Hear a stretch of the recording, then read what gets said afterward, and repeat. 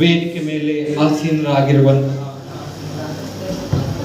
ಎಲ್ಲ ಗಣ್ಯರಿಗೂ ನನ್ನ ನಮಸ್ಕಾರ ಹಾಗೂ ನನ್ನ ಗುರು ವೃಂದಕ್ಕೂ ನನ್ನ ನಮಸ್ಕಾರ ಹಾಗೂ ಇಲ್ಲಿ ನೆರೆದಿರತಕ್ಕಂತಹ ನನ್ನ ಸಹೋದರ ಸಹೋದರಿಯರೇ ನಿಮಗೂ ಕೂಡ ನಮಸ್ಕಾರ. ಸ್ನೇಹಿತರೆ, ಮೊದಲನೇದಾಗಿ ಎಲ್ಲರಿಗೂ ಭಾರತ ದೇಶದ 78ನೇ ಸ್ವಾತಂತ್ರ್ಯೋತ್ಸವದ ಶುಭಾಶಯಗಳು.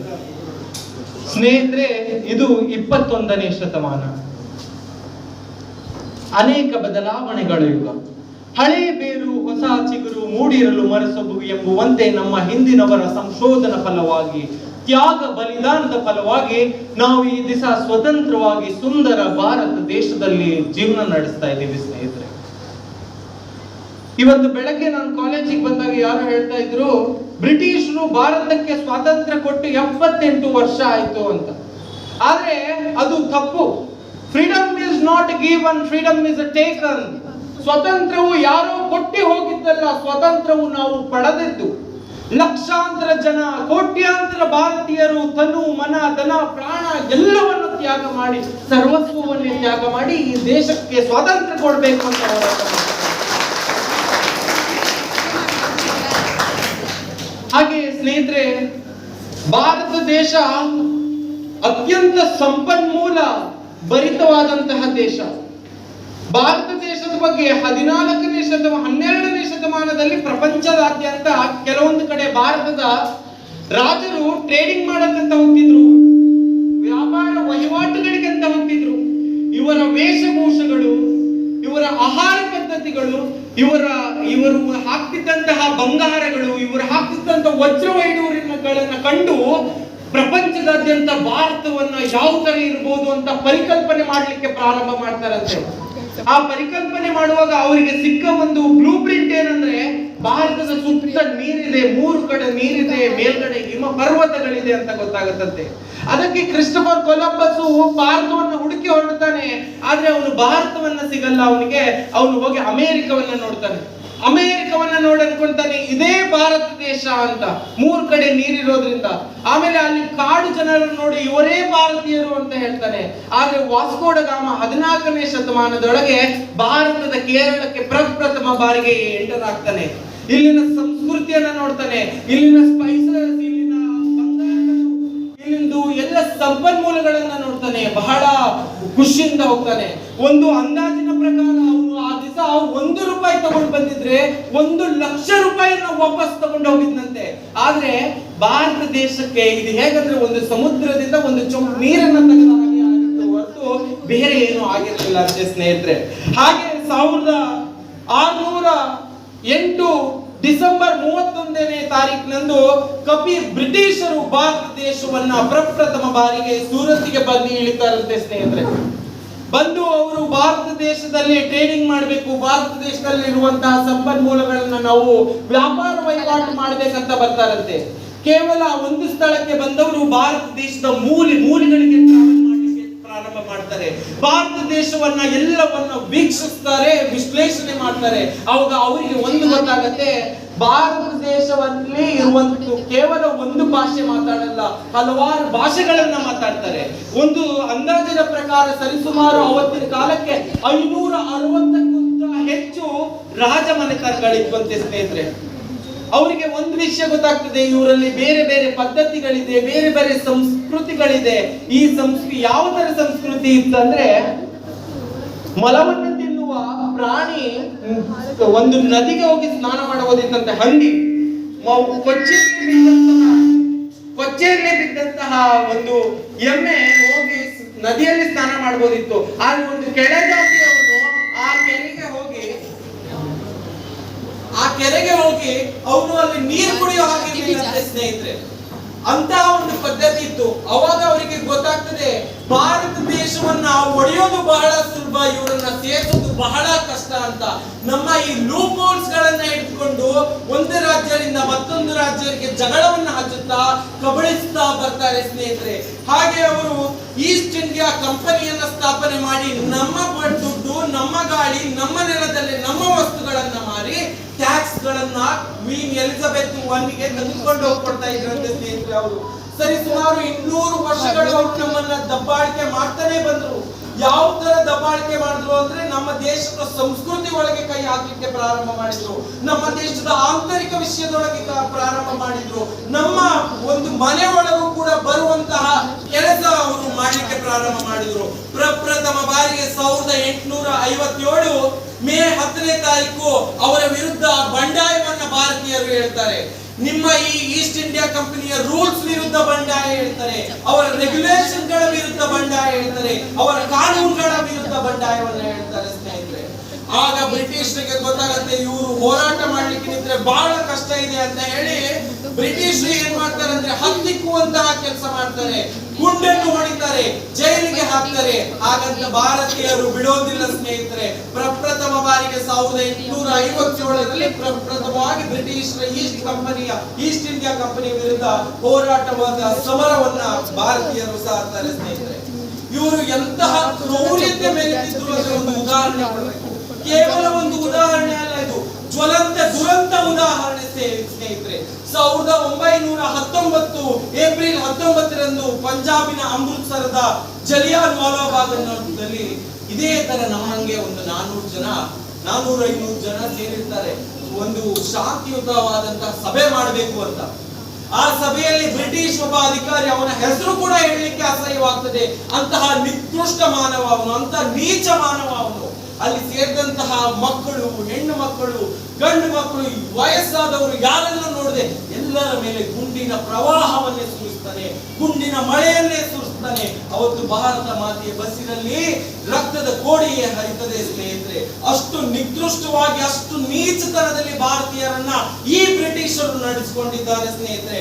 ಹಾಗಂತ ರಕ್ತ ಬೇಕಾದ್ರೆ ಕೊಡ್ತೀವಿ, ಜೀವನ ಬೇಕಾದ್ರೆ ಹೋಗ್ಲಿ, ನಮ್ಮ ಸ್ವತಂತ್ರ ಹೋರಾಟ ನಿಲ್ಲಲ್ಲ, ಭಾರತ ಮಾತೆಗೆ ಸ್ವತಂತ್ರ ಕೊಡಿಸುವ ಕೊನೆಯ ಕ್ಷಣದವರೆಗೂ ನಾವು ಹೋರಾಟ ಮಾಡ್ತೀವಿ ಅಂತ ಹೇಳಿ ಭಾರತದವರು ಹೋರಾಟ ಮಾಡ್ತಾರೆ. ಹಾಗೆ ಅವರು ಎಂತಹ ನಮ್ಮ ಭಾರತವನ್ನ ಕೊಳ್ಳೆ ಹೊಡೆದಿದ್ದಾರೆ ನಮ್ಗೆಲ್ಲರಿಗೂ ಗೊತ್ತು. ಇವತ್ತು ನಮ್ಮ ಭಾರತದ ಎಷ್ಟೋ ದೊಡ್ಡ ದೊಡ್ಡ ರಾಜರ ಕತ್ತಿಗಳು, ಅವರ ಸಿಂಹಾಸನಗಳು ಬ್ರಿಟಿಷರ ಇಂಗ್ಲೆಂಡ್ ನಲ್ಲಿ ಕಾಣಬಹುದು. ಬ್ರಿಟಿಷ್ ರಾಣಿ ಕ್ವೀನ್ ಎಲಿಜಬೆತ್ ಹಾಕುವ 500 ಡೈಮಂಡ್ ಕೂಡ ನಮ್ಮ ಭಾರತದ್ದು. ಅವರು ಈಗ ರಾಜ ಹಾಕ್ತಿದ್ದಾರೆ, ಕ್ವೀನ್ ಚಾರ್ಲ್ಸ್.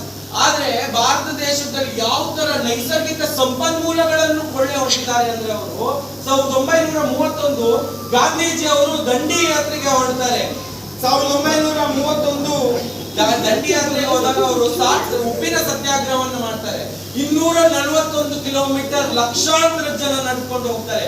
ನಾನು ಮುಂಚೆ ಎಲ್ಲ ನನಗೆ ಗೊತ್ತಿತ್ತು, ಯಾಕಂದ್ರೆ ಸಾಲ್ಟ್ ಸತ್ಯಾಗ್ರಹ ಯಾಕಾಗಿತ್ತು, ಒಂದು ಟ್ಯಾಕ್ಸ್ ಉಪ್ಪಿನ ಮೇಲೆ ಅವರು ಟ್ಯಾಕ್ಸ್ ಹಾಕ್ತಿದ್ರು, ಅವರು ಕಂದಾಯವನ್ನು ಉಪ್ಪಿನ ಮೇಲೆ ತಗೊಂಡಿದ್ರು, ಅದಕ್ಕೆ ಮಾತ್ರ ಅಂತ. ಅಷ್ಟೇ ಅಲ್ಲ ಸ್ನೇಹಿತರೆ, ಉಪ್ಪಿನ ಒಂದು ಕಮ್ಮಿ ಆಗ್ತಿದೆ ಅಂತ ಹೇಳಿ ಸಮುದ್ರದಲ್ಲಿ ಸಿಗುವಂತ ಉಪ್ಪನ್ನ ಕಾಯಿಸಿ ಉಪ್ಪು ಮಾಡಿ ಹೊರ ದೇಶಕ್ಕೆ ಕಳಿಸ್ಕೊಡ್ಬೇಕು ಅಂತ ಹೇಳ್ತಾ ಇದ್ರು. ಹೀಗ್ ಮಾಡಿ ನಮ್ಮ ಸಂಪನ್ಮೂಲಗಳನ್ನ ದೋಚಿ ಹೋಗುವಾಗ ಭಾರತೀಯರು ಅವರ ವಿರುದ್ಧ ಒಂದು ಧ್ವನಿಯನ್ನ ಎತ್ತುತ್ತಾರೆ. ಹಂಗಂತ ಅವರು ನಮ್ಗೆ ಸ್ವತಂತ್ರ ಆಗ ನಮ್ಗೆ ಸಕ್ಸಸ್ ಆಗಲ್ಲ. ನಾವು ದಂಡಿಯಾತ್ರೆಯಲ್ಲೂ ಕೂಡ 60,000ಕ್ಕೂ ಹೆಚ್ಚು ಜನ ಹೋರಾಟಗಾರರನ್ನ ಅವರು ಜೈಲಿಗೆ ಹಾಕ್ತಾರೆ. ಮಹಾತ್ಮ ಗಾಂಧೀಜಿ ಅವರನ್ನ ಸೇರಿದ್ರು ಕೂಡ. ಭಾರತ ದೇಶ ಕಂಡಂತಹ ಒಂದು ಶ್ರೇಷ್ಠ ಮಾನವ ಸಂವಿಧಾನ ಶಿಲ್ಪಿ ಡಾಕ್ಟರ್ ಬಾಬಾ ಸಾಹೇಬ್ ಅಂಬೇಡ್ಕರ್ ಅವರು ಈ 3 ದುಂಡು ಮೇಜಿನ ಸಭೆಯಲ್ಲಿ ಭಾಗವಹಿಸಿದ್ದಾರೆ ಸ್ನೇಹಿತರೆ.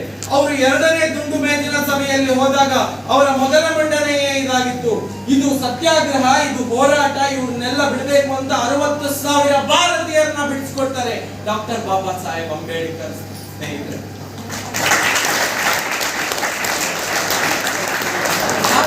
ಹಲವಾರು ಸತ್ಯಾಗ್ರಹಗಳು ನಡೀತದೆ, ಹಲವಾರು ಹೋರಾಟಗಳು ನಡೀತದೆ. ಕೊನೆಗೆ 1922 ಆಗಸ್ಟ್ 8ನೇ ತಾರೀಕಿನಿಂದ ಬ್ರಿಟಿಷರೇ ಭಾರತ ಬಿಟ್ಟು ತೊಲಗಿ ಕ್ವಿಟ್ ಇಂಡಿಯಾ ಮೂವ್ಮೆಂಟ್ ಪ್ರಾರಂಭ ಮಾಡ್ತಾರೆ ಸ್ನೇಹಿತರೆ. ಇಂಡಿಯನ್ ನ್ಯಾಷನಲ್ ಕಾಂಗ್ರೆಸ್, ಬೇರೆ ಬೇರೆ ಪಕ್ಷದವರು, ಬೇರೆ ಬೇರೆ ಸಂಘಟನೆಯವರು ಎಲ್ಲರೂ ಸೇರಿ ಹೋರಾಟ ಮಾಡ್ತಾರೆ. ಬ್ರಿಟಿಷರೇ ಭಾರತ ಬಿಟ್ಟು ತೊಲಗಿ, ಬಾಲಗಂಗಾಧರ್ ತಿಲಕ್ ರವರ ಸ್ವರಾಜ್ಯವು ಭಾರತ ಸ್ವರಾಜ್ಯವಾಗಬೇಕು ಅನ್ನುವ ಕನಸಿನ ಮೇಲೆಗೆ ಈ ಚಳುವಳಿ ನಡೀತದೆ ಸ್ನೇಹಿತರೆ. ಆ ದಿವಸ 1942ರೊಳಗೆ ಭಾರತ ದೇಶದ ಬಸಿರಲ್ಲಿ ಬಂದ ಹಿರಿಮಗ ನೇತಾಜಿ ಸುಭಾಷ್ ಚಂದ್ರ ಬೋಸ್ ಅವರು ಒಂದು ದೇಶ ಆಗ್ಬೇಕು ಅಂದ್ರೆ ಒಂದು ದೇಶಕ್ಕೆ ಒಂದು ಆರ್ಮಿ ಇರಬೇಕು ಅಂತ ಇಂಡಿಯನ್ ನ್ಯಾಷನಲ್ ಆರ್ಮಿನ ಪ್ರಾರಂಭ ಮಾಡಿಸ್ತಾರೆ. ಇಂಡಿಯನ್ ನ್ಯಾಷನಲ್ ಆರ್ಮಿನ ಪ್ರಾರಂಭ ಮಾಡ್ತಾರೆ. ನಮ್ಮ ದುರಾದೃಷ್ಟವಶವೋ ಏನೋ ಅವತ್ತೇನಾದ್ರೂ World War II ಆಗಿರ್ಲಿಲ್ಲ ಅಂದ್ರೆ ನಾವು 1942ರೊಳಗೆ ನಮ್ಗೆ ಸ್ವತಂತ್ರ ಸಿಕ್ಕರೂ ಸಿಕ್ತಿದ್ದೇನೋ ಸ್ನೇಹಿತರೆ. ಹಾಗೆ ಅವರು ಎಲ್ಲರದ್ದು ಹೋರಾಟದ ಪ್ರತಿಫಲವಾಗಿ ನಾವು ಈ ದಿವಸ ಸಂತೋಷವಾಗಿದ್ದೀವಿ. 1942ನೇ ಇಸ್ವಿಯೊಳಗೆ ಸುಭಾಷ್ ಚಂದ್ರ ಬೋಸ್ ಅವರು ಕರೆ ಕೊಡ್ತಾರೆ, ರಕ್ತ ಕೊಡಿ ಸ್ವಾತಂತ್ರ್ಯ ಕೊಡುವೇನು ಅಂತ ಹೇಳಿ. ನೀವು ನಮ್ಗೆ ರಕ್ತ ಕೊಡಿ, ಅದರ ಬದಲಾಗಿ ನಾನು ನಿಮ್ಗೆ ಸ್ವಾತಂತ್ರ್ಯವನ್ನ ಕೊಡಿಸ್ತೀನಿ ಅಂತ ಹೇಳಿ ಯುವಕರಲ್ಲಿ ಮಹಿಳೆಯರಲ್ಲಿ ಕಿಚ್ಚನ್ನ ಹೊತ್ತಿಸ್ತಾರೆ. ಸ್ವಾತಂತ್ರ್ಯದ ಕಿಚ್ಚನ್ನ ಬಿಡೀ ಭಾರತ ದೇಶದಾದ್ಯಂತ ಹರಡಿಸಬೇಕು ಅಂತ ಬಸರಿಸ್ತಾರೆ. ಹಾಗೆ ಭಾರತ ದೇಶದವರು ಪೇಪರ್ ಅಲ್ಲಿ ಬರೆದ್ರೆ ಪೇಪರ್ ಅನ್ನ ಸ್ಟಾಪ್ ಮಾಡ್ತಿದ್ರು, ರೇಡಿಯೋದಲ್ಲಿ ಹಾಕಿದ್ರೆ ರೇಡಿಯೋ ಸ್ಟಾಪ್ ಮಾಡ್ತಿದ್ರು.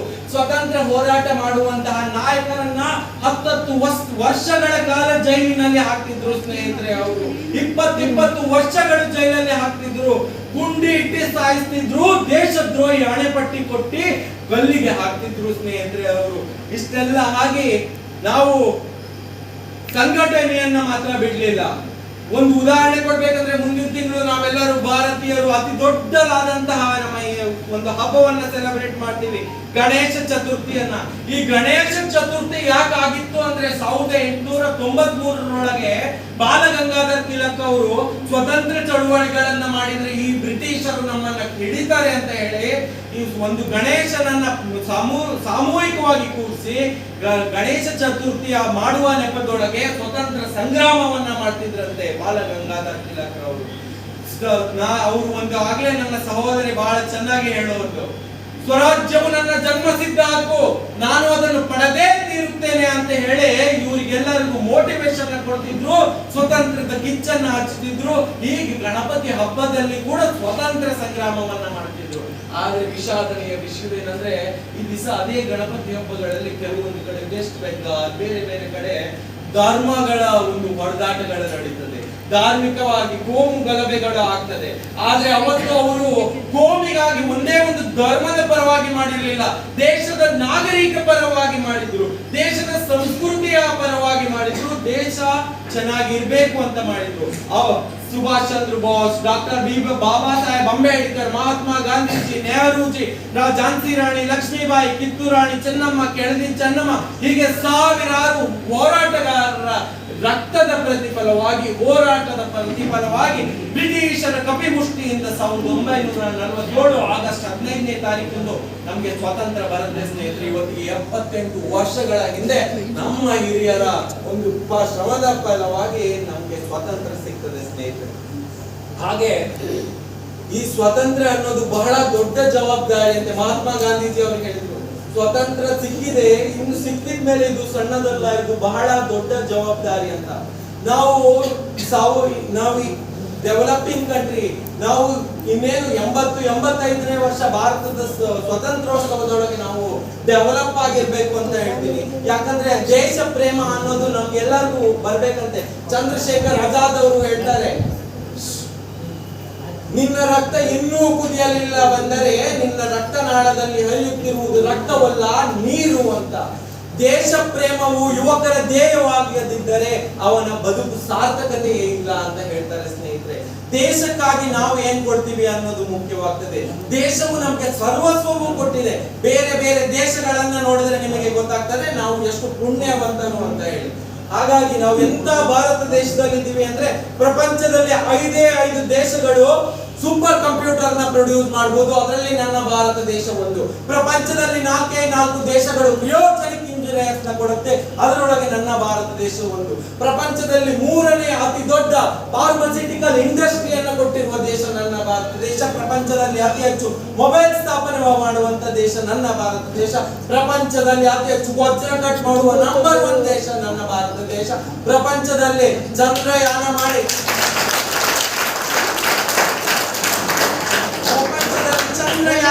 ದಕ್ಷಿಣ ಧ್ರುವಕ್ಕೆ ಹೋದ ಮೊದಲ ದೇಶ, ಏಕೈಕ ದೇಶ ನಮ್ಮ ಭಾರತ ದೇಶ ಸ್ನೇಹಿತರೆ. ಇದರೊಳಗೆ ನಮ್ಗೆ ಯಾರಿಗಾದ್ರೂ ಒಂದ್ ಸ್ವಲ್ಪ ಕನ್ಫ್ಯೂಷನ್ ಇದ್ರೆ ನಾವು ಗೂಗಲ್ ಬೇಕಾದ್ರೆ ಸರ್ಚ್ ಮಾಡಬಹುದು. ನಮ್ಗೆ ತುಂಬಾ ಸಂತೋಷ ತರುವ ವಿಷಯ ಮೂಲ ಭಾರತೀಯ ಅಂತ ಹೇಳೋದು